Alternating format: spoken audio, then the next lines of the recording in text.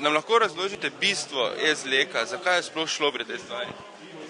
Ja, to se že nekje tukaj se že nekje odvija ta e-zlek že od 1932. leta. In kaj pomeni za Maribor to, kaj pomeni za to generacijo Mariborčanov? Ja, zdaj bom tako rekel, to se zdaj izpodbuja nekje, kaj sem iz generacije v generacijo, ne, to pravi, mi smo zdaj že, jaz osebno, ne, kot letnik 50, recimo, ne, se že odvija to nekje 3 generacije, recimo. Kaj se pa je počelo tukaj? Ja, takrat ni bilo nekakšnega televizije, ni bilo nekega radija in to je vse, kar se je dogajalo v Mariboru, recimo, kakšne informacije se je dobil tukaj na e-zleku. Pred večerom, pred časopisom, pred kakšnekoli informacije. Na e-zleku se je dobil vse informacije, kaj se je dogajalo v Mariboru, v Sloveniji in bivši Jugi, ne. Se pravi, lahko pričakujemo to tradicionalno vsakoletno obletnico tega e-zleka, kljub temu, da je skoraj vsako leto tudi dež. Glej, tako bom zdaj rekel, ne, čisto domače, ne.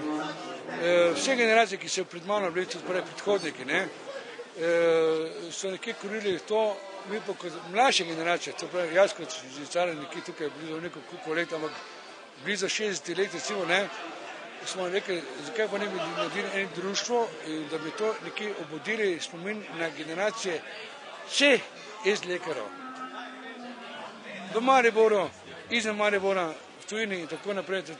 Danes tukaj, so že tukaj danes na licu mesta že tudi generacije iz Amerike, Nemčije, Evrope, od Afrike do Avstralije. Mi lahko poveste, kateri spomin vam najbolj veže na e-zlek, kateri najlepši spomin?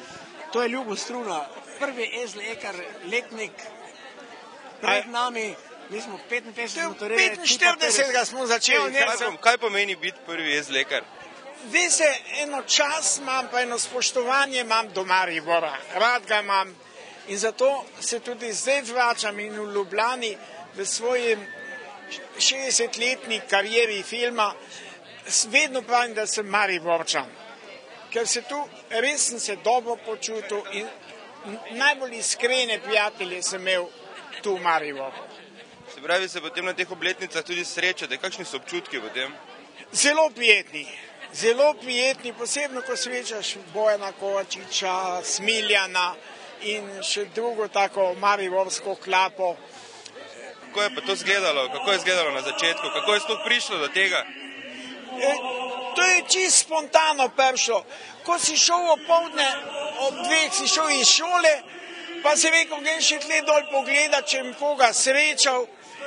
Pa ob nedeljah, ko smo prišli iz Pohorja po zimi, smučanja nazaj, smo recimo šli zvečer, tudi malo postati sem najezd, pa si bil zmatran od smuča, ampak na Eksi pa moral iti, ker si tu vse te prijatelje srečal, pa športne novice si izvedel, ker smo bili takrat bolani na take novice, ne. Tako da je bilo res prijetno to. Jaz sem pa naredil pa scenarij za film o e-zleku, ki pa se zdaj po Evropi vrti, je bil nagrajen v Mariboru za bronasto medaljo na festivalu. Pred kratkim je bil pa v Pasavu, tu imam diplomo za srebrno od 1000 filmov. Je dobil ta film dokumentarec o e-zleku, tam imamo DVD kasete že.